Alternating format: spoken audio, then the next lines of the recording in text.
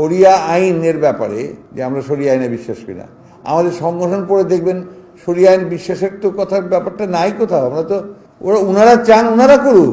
এবার বাংলাদেশে যারা বিএনপির লোক আছে, তারা আল্লাহর আইনের প্রতি বৃদ্ধাঙ্গুল দেখাচ্ছে, তারাও মুসলমান দাবি করছে।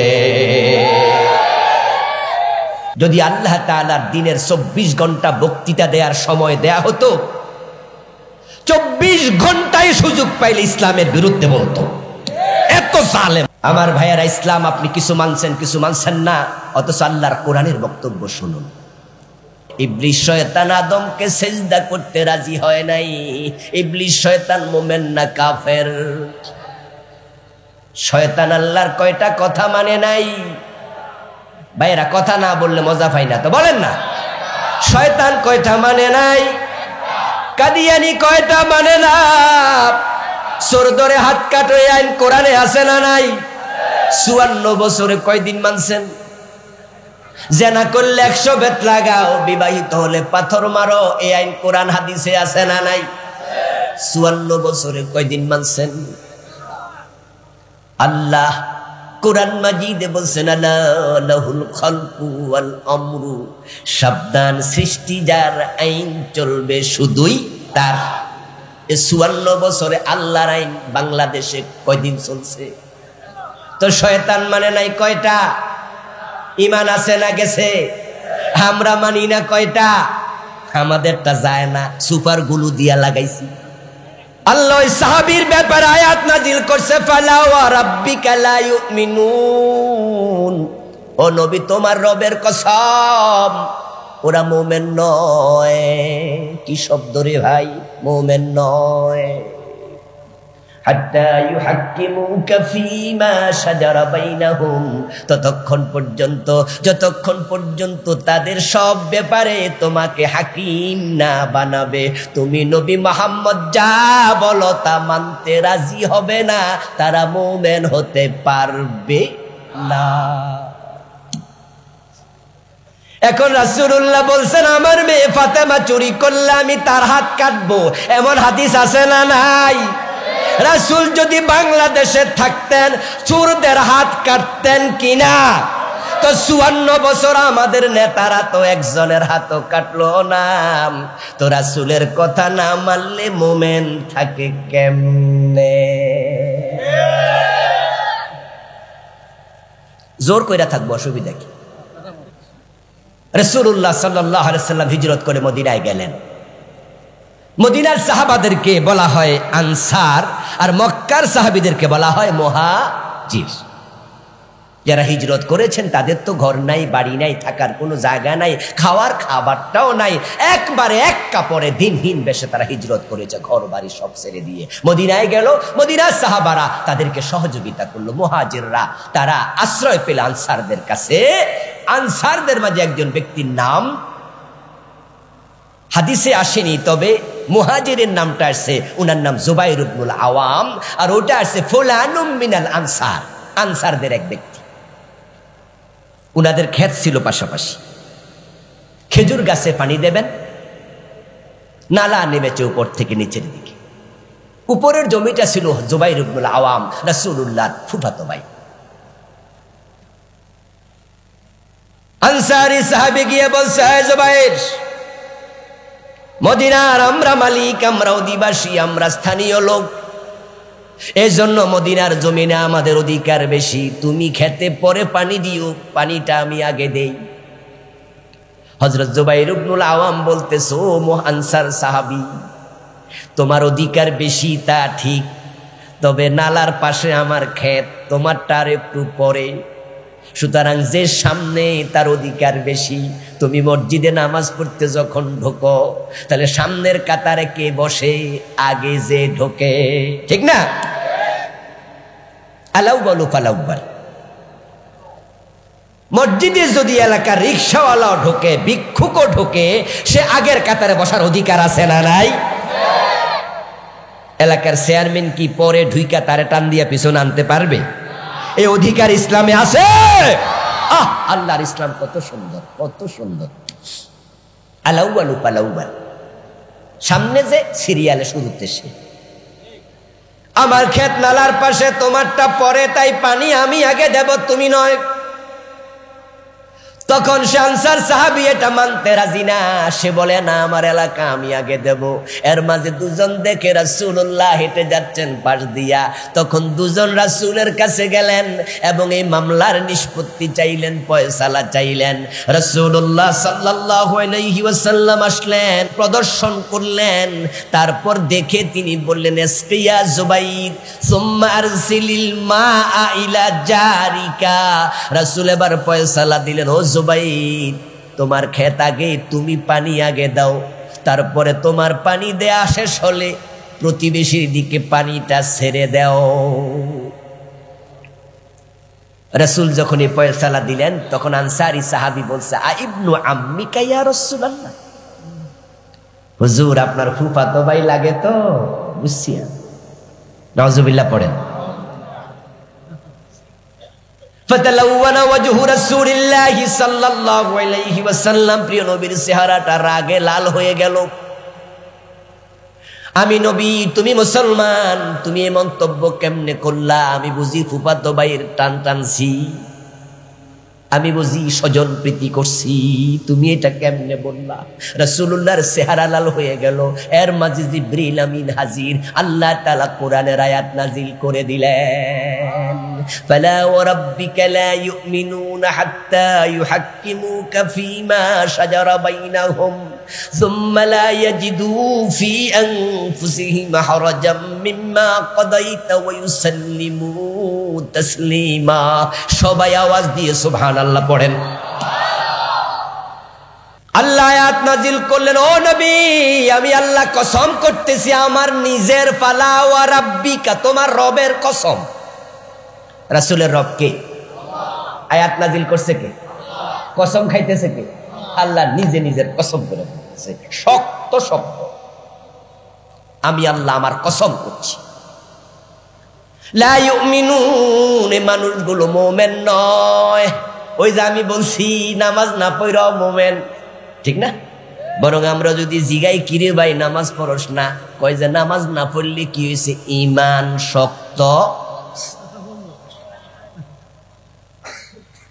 অধিকা ইসলাম মেনে আমরা ভাবছি আমরা মোমেন। কাদিয়ানি কোরআনের একটা মানে না, তারা কাফের, আর আমরা ডজন ডজন বাদ দিছি। কাদিয়ানি নবী মুহাম্মদকে শেষ নবী মানে না, তাই বাকিগুলা মাইনাও লাভ নাই, কাফের হয়ে গেল। আমরা কাদিয়ানিদেরকে বলছি না কাদিয়ানিরা কাফের। আচ্ছা, কাদিয়ানিরা কি আমাদের ফতুয়া নিছে? এরা কি তাওবা কইরা সব ভালো হয়ে গেছে? বরং হেরা হেরা জাগাত আছে।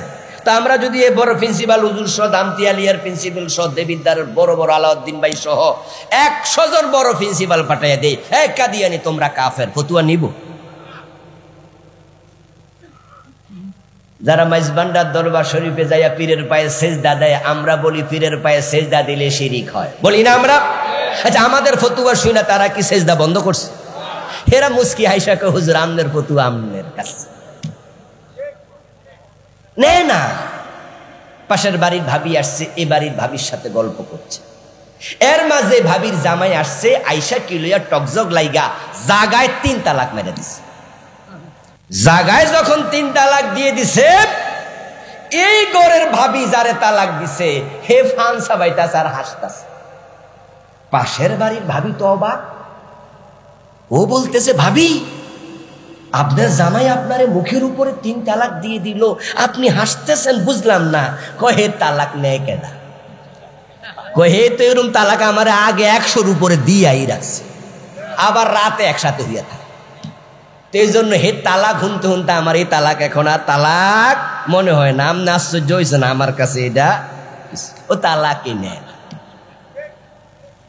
ও দোস্ত, কাদিয়ানিকে আমরা কাফের বলছি, তারা আমাদের ফতুয়া নেক আর না নেক, আল্লাহর সামনে গিয়ে যখন দেখবে ঈমান নাই, তখন বুঝবে, ঠিক না? তখন বুঝবে। পীরের পায়ে যারা সেজদা দিচ্ছে তাদেরকে আমরা বলছি তোমরা শিরিক করছো। সেজদার মালিক একমাত্র কে? আল্লাহ। তারা আমাদের ফতুয়া নেয় না, বরং এটার নাম দিছে সেজদায়ে তাজিমি। উল্টা পাল্টা কথা বলে তারা পীরের পায়ে সেজদা চালাচ্ছে। আখেরাতে গিয়ে বুঝবে, তখন ধরা খাবে, ঠিক না? আপনারা যারা আল্লাহর ইসলামকে পুরা মানেন না, মসজিদে ইসলাম মানে আদালতে আর মানে না, ঠিক না? নামাজে ইসলাম মানে দেশ চালাইতে গেলে সংসদে আর মানে না। মসজিদের হুজুর যদি মাগরিবের নামাজ 2 রাকাত পরে সালাম ফিরাইয়া ফেলে, আমরা কি সালাম ফিরাবো না লোকমা দেব? কারণ রাসূল আমাদের আদর্শ, তিনি আমাদের একমাত্র অনুকরণীয়, অনুসরণীয়। উনি নামাজ পড়ছে যেভাবে, আমরা পড়ব সেভাবে। তাই যদি আমার বাবা ইমাম হয়, আমি মুক্তাদি হই, বাবা 2 রাকাত পরে সালাম ফিরায়, ছেলে হিসাবে আমি বাবাকে ছাড় দেব না। আমার বন্ধু, আমি রাসূল ছাড়া কাউকে অনুসরণ করে নামাজ পড়ি না। এবার বাংলাদেশে যারা বিএনপির লোক আছে, আওয়ামী লীগের লোক আছে, জাতীয় পার্টির লোক আছে, নেজামে ইসলামের লোক আছে, হেফাজতে ইসলাম, জামাত ইসলাম আছে, তারা কি মসজিদে রাসূল মানে না? না আমি একা মানি? সবাই মানে না। কিন্তু এবারে নেতারা সংসদে গেলে রাসূল যেমনে দেশ চালাইছে এমনে চালাইতে রাজি কেন হয় না? তাহলে ইসলাম এক জায়গায় মানে, আরেক জায়গায় মানে না। সুবিধাবাদ জিন্দাবাদে মোমেন হওয়া যায় না।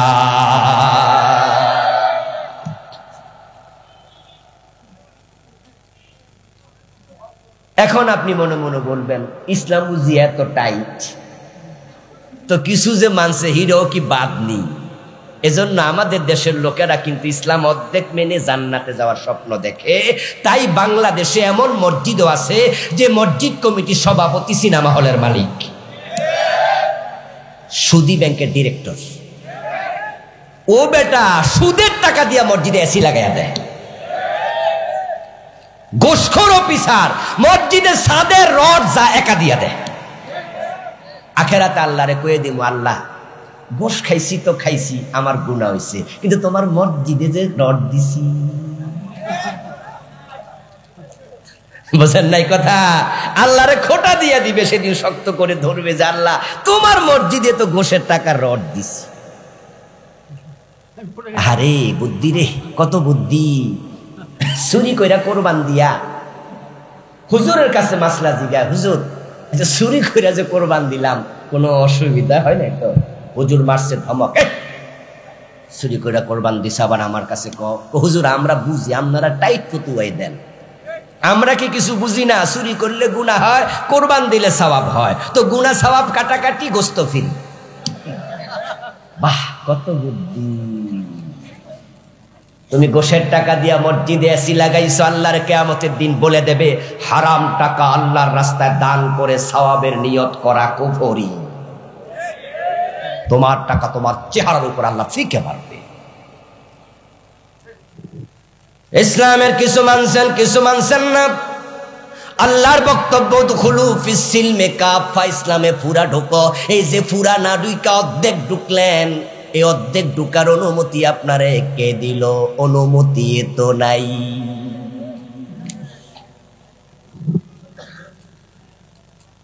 আমার ভাইয়ের একটা প্রশ্ন করব, গ্রাম্য প্রশ্ন, একবারে সহজ সরল প্রশ্ন।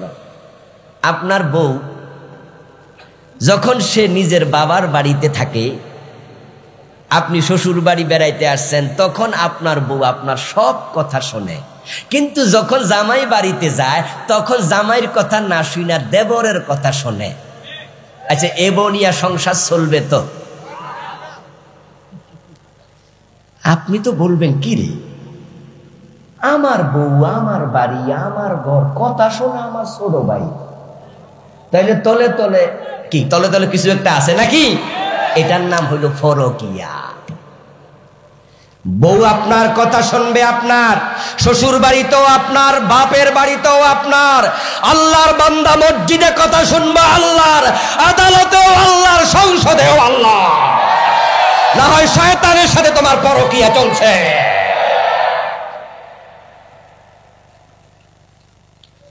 অর্ধেক মানেন, অর্ধেককে ইসলাম আল্লাহ নেয় না।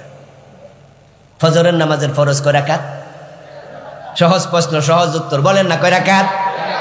1 রাকাত পড়লেন সূরা ইয়াসিন দিয়া 15 মিনিট লাগাইয়া। তা তারপর দ্বিতীয় রাকাত না পড়া সালাম ফিরিয়া বাড়ি চলে গেলেন। যাওয়ার সময় ভাবতেছেন আজকে শীত বেশি, 50% সওয়াব পাইলো চলে। এক রাকাত পড়ছেন, এর জন্য সওয়াব তো 50% হবে, ঠিক না? হবে না? কি বাত? আল্লাহ অর্ধেকটা নামাজ নেয় না। পড়লে 2 রাকাত, না পড়লে আউট, একের অর্ধেক চলবে না। রোজা রেখেছেন 17 মাসের দুপুর, ঘড়ির দিকে তাকায়া দেখেন 3টা বাজে দুপুর, পেটে বড় ক্ষুধা, বুকে বড় পিপাসা। ইফতার করে নিলেন, দুপুর 3টা বাজে। মনে মনে ভাবলেন 9 ঘন্টা রোজা রাখছি, 5 ঘন্টা বাকি আছে, 75% সওয়াব তো পাবই, ঠিক না?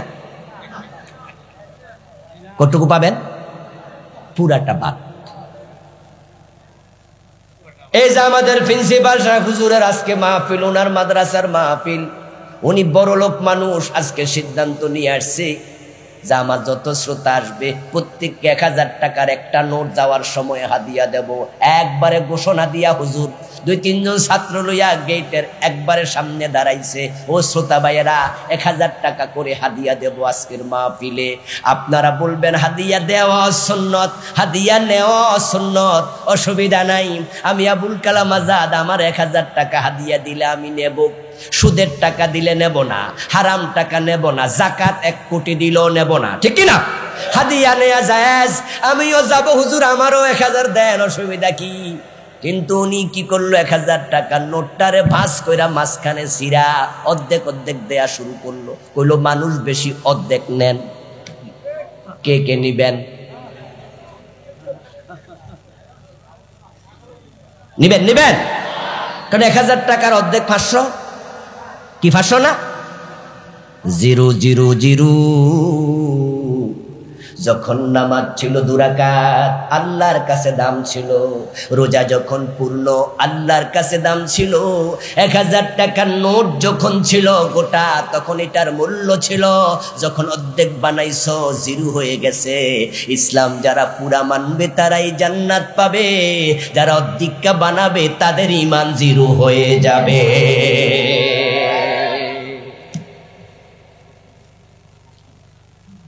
ওদখুলু ফিস সিলমি কাফা, ইসলামে পরিপূর্ণ প্রবেশ করো।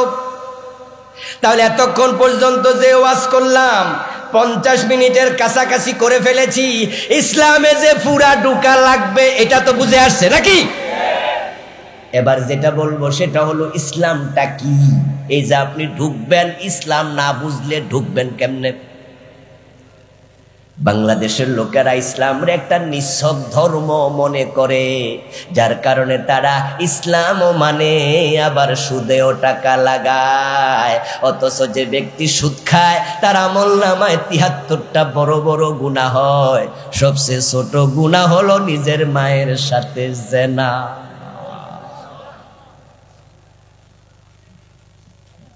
কপালে কালো দাগ আছে, নামাজ পড়ে তাহাজ্জুদ সহ, কিন্তু গোশ না দিলে সিগনেচার করে না। জিকির আজকার করে, অফিসার গোশ খায়। আমি দামতি আলিয়ার ছাত্র, এই কথাটা আমি একাধিক জায়গায় বলেছি, আজকেও বলতেছি।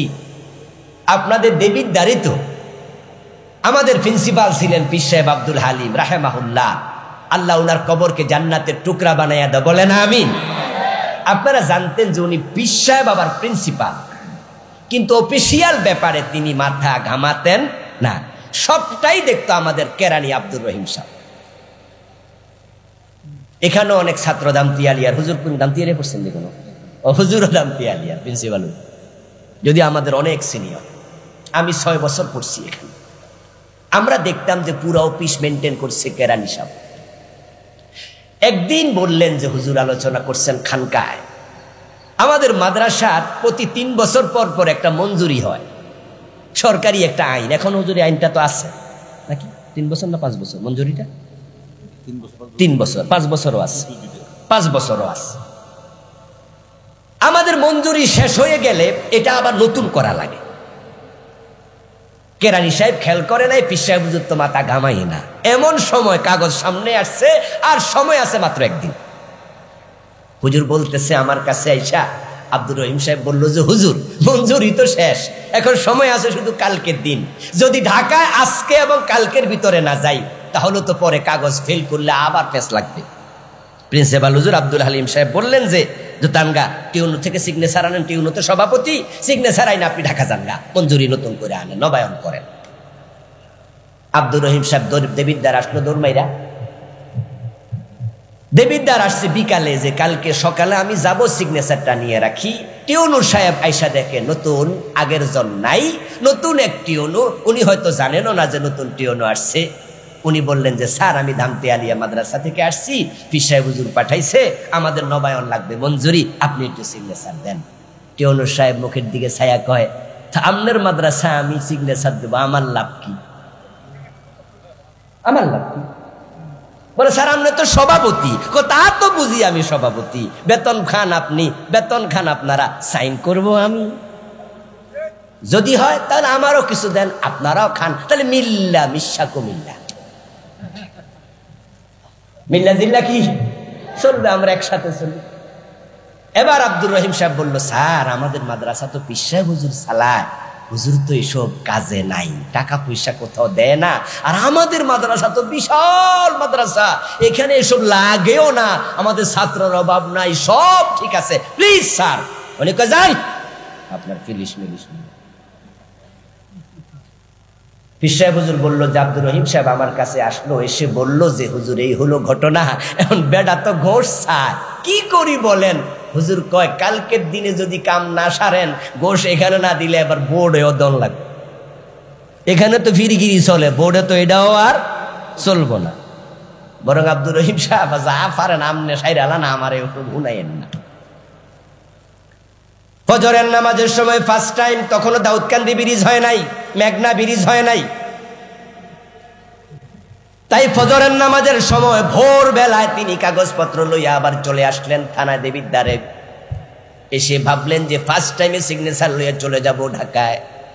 এসে দেখেন টিউনু সাহেব বাসায় নাই।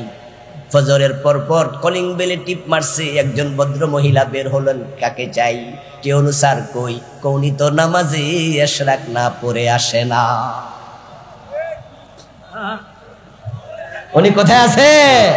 উনি নামাজে আছে, এশরাক না পড়ে। আপনি মঠ দিতে গেলেও নাকি পাবেন। এরপর আব্দুর রহিম সাহেব মসজিদে, আরে যে দুজনের কাহিনী শোনাচ্ছি কেউ বেঁচে নাই, আব্দুর রহিম সাহেব আল্লাহ জান্নাত নসিব করো, বলেন আমিন। আমার দেশের ইসলাম বাঙালি বুঝলো না, তারা কিছু মানে বাকিটা ছাড় দেয়। ও প্রিয় ভাইয়েরা, হযরত আদম, হযরত হাওয়া জান্নাতে আল্লাহর কয়টা কথা শোনেন নাই? বলেন না, বলেন না, কয়টা শোনে নাই? জান্নাতের পোশাক কি ছিল না খুলে পড়ে গেছে? আহা, فلما ذاقا الشجرة بدت لهما سوآتهما طفقا يقصفان عليهما من ورق الجنة। আল্লাহ কোরআনে শোনায়, আদম হাওয়া আমার কথা শুনলো না, ওই গাছের ফল খেলো, সাথে সাথে জান্নাতের পোশাক খুলে পড়ে গেল। বলুন তো জান্নাতের পোশাক দিছে কে? এখন খুলে নিছে কে? কারণ আল্লাহর কথা শোনে নাই। আল্লাহ কই যে আমার কথা শোনে না, আমি তাকে জান্নাতের পোশাক দেই না। এবার দুজনে মিলে কালা রব্বানা যালামনা আনফুসানা তাওবাতিল্লাহ করলো, তাওবা কবুল হয়েছে, কিন্তু জান্নাতে আর থাকতে আল্লাহ দেন নাই। কব বেরিয়ে যাও, বেরিয়ে যাও, বেরিয়ে যাও, দুনিয়া যাইবা। فإما يأتينكم مني هدى فمن تبع هدايا فلا خوف عليهم ولا هم يحزنون। এই জান্নাতে যদি আবার ফিরে আসতে চাও, আমার পক্ষ থেকে গাইডেন্স যাবে, ফলো করো, আমার ওহী ফলো করো, তারপরে আসবা। একটা কথা শুনে নাই, আদম হাওয়াকে আল্লাহ জান্নাতে থাকতে দেয় নাই। একটা কথা শুনে নাই, আল্লাহ জান্নাতের পোশাক কেড়ে নিয়ে গেছে। আর আমরা শুনি না কয়টা? Dozen dozen. আর আমরা জান্নাতের স্বপ্ন দেখছি। এত সোজা না, এত সোজা না। রহিম সাহেবের কাহিনী একটু পরে বলবো। বলুন তো ইউনূস আলাইহিস সালাম মাছের পেটে ছিলেন কতদিন? তাফসীরে পাওয়া যায় 40 দিন মাছের পেটে ছিলেন, এটা কোরআনে আছে, দিন সংখ্যাটা কোরআনে নাই। ইউনূস নবী মাছের পেটে গিয়ে কি দোয়া পড়ল? লা ইলাহা ইল্লা আনতা সুবহানাকা ইন্নী কুনতু, বলেন না, ইন্নী কুনতু মিনাজ জালিমিন। আল্লাহ আমি জুলুম করছি, অন্যায় করছি, তুমি ছাড়া ইলাহ নাই, তুমি পুত পবিত্র, আমি জুলুম করছি। তো ইউনূস নবী কি অন্যায়টা করছিল? কোন কারণে মাছের পেটে ঢোকা লাগলো? তাফসীরে পাওয়া যায় উনার দাওয়াতি অঞ্চল ছিল নিনুয়া নামক এলাকা।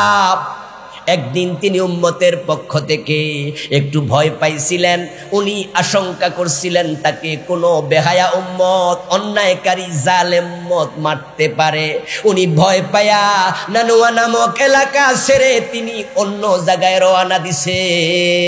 আল্লাহর অনুমতির অপেক্ষা করেন নাই।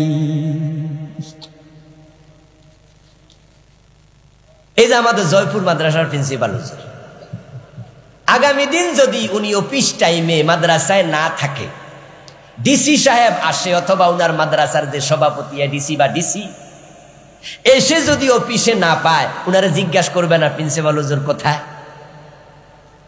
যদি বলে যে উনি কোথায় টিচার রাখা আমরা জানি না, তাহলে অ্যাকশন নেয়ার অধিকার আছে না নাই?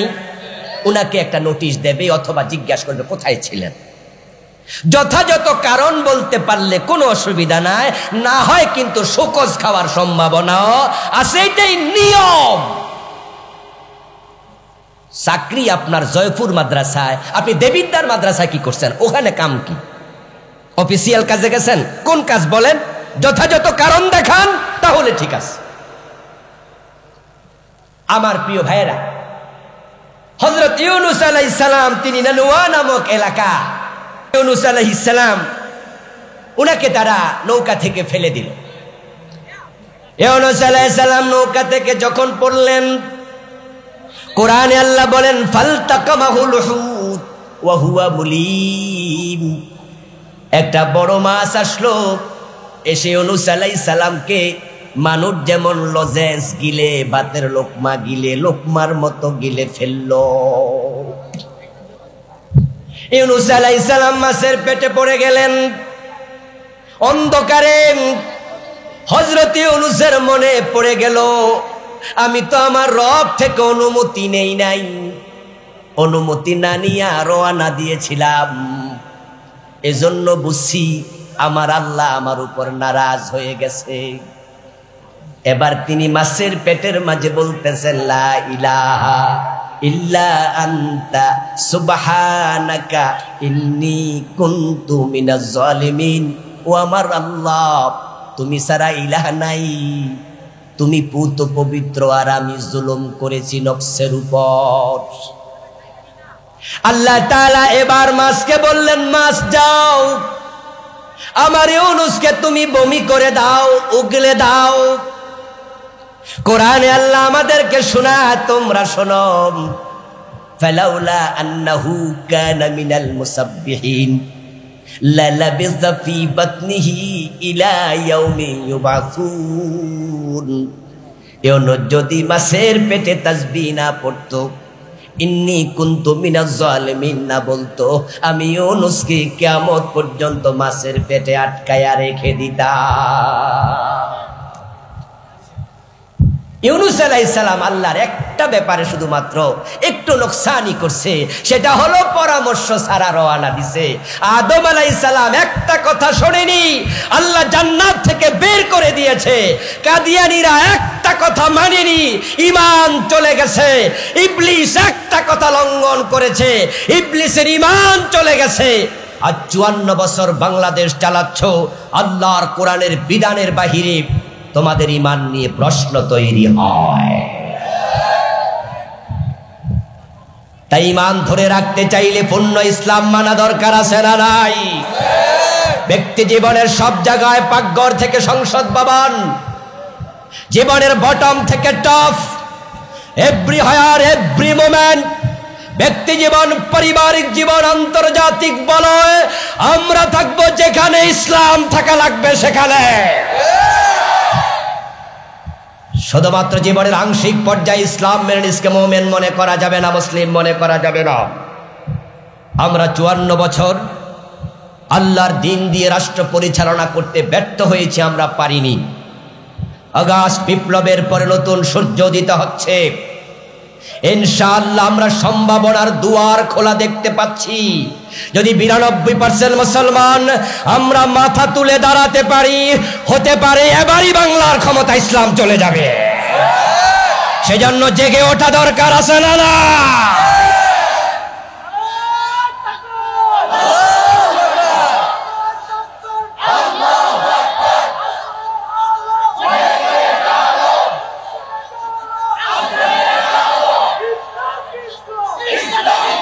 আমার প্রিয় ভাইয়েরা, আমাদের যুবকেরা, ছাত্ররা এবার বিপ্লব দেখাইছে একটা। আমরা আর একটা বিপ্লব দেখার অপেক্ষায় আছি। আগে ভাবতাম ইসলামী বিপ্লবের জন্য আমাদের কত রক্ত সাগর ফাড়ি দিতে হয় জানি না, কত হিমালয় ডিঙ্গাতে হয় জানি না। চারিদিকে ভারত এবং মায়ানমারের সীমা, আর একদিকে সাগর। একটি সুই দিয়ে সহযোগিতা করার মতো জমিন আমাদের জন্য নেই। আমাদের হিন্দু এবং বৌদ্ধরা আমাদেরকে নখে তুলে মারার অপেক্ষায় আছে। তারা আমাদেরকে সহযোগিতা করার জন্য কোনো মুসলিম দেশকে অনুমতি দেবে না, সমুদ্র সীমা ব্যবহার করতে দেবে না, আকাশ সীমা ব্যবহার করতে দেবে না। বিপ্লবের জন্য জিহাদ প্রয়োজন হয়, অস্ত্রের প্রয়োজন হয়, প্রশিক্ষণের প্রয়োজন হয়। কোথায় পাবো অস্ত্র, কোথায় পাবো প্রশিক্ষণ? বিপ্লব হয়তো হবে না, ঈসা নবী আসার আগ পর্যন্ত অপেক্ষাই করতে হবে। কিন্তু এবারের যুবকেরা দেখিয়ে দিয়েছে অস্ত্র ছাড়া বিপ্লব করা যায়। অগাস্ট বিপ্লবে যে 2000 শহীদ হয়েছে, আমাদের সন্তানরা বাইরে রাস্তায় নেমেছে, ওদের হাতে কি এলএমজি এসএমজি ছিল? আমাদের ছাত্রদের হাতে কোনো অস্ত্র ছিল? তো অস্ত্র ছাড়া বিপ্লব কেমনে হলো? এটাই আমাদের জন্য এবার শিক্ষার সবচেয়ে বড় পাথেয়, সবচেয়ে বড় উপকরণ। বিপ্লবের জন্য অস্ত্র লাগে না, আবু সাইদের মতো বুক পেতে সাহস নিয়ে রাস্তায় দাঁড়ানো লাগে। 2000 শহীদ হলে যদি আগস্ট বিপ্লব হয়, আল্লাহর কোরআনের বিপ্লবের জন্য প্রয়োজনে 2 লক্ষ শহীদ হওয়া লাগবে। এই যুবকেরা রাজি আছেন না? নাই?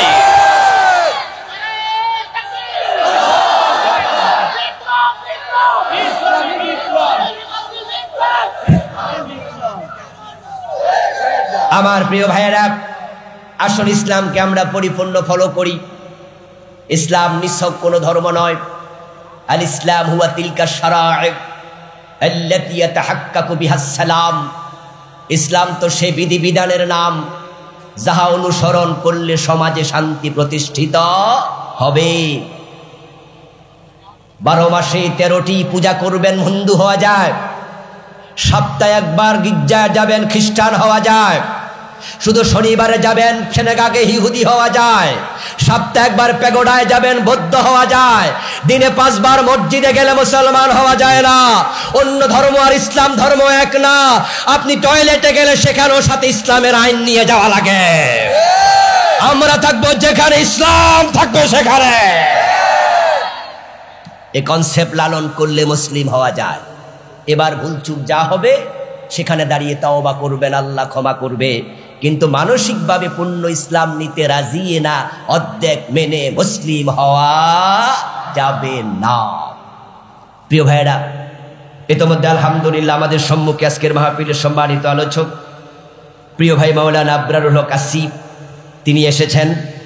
এটা আমার কুমিল্লা, এই জন্য তিনি আমাদের মেহমান।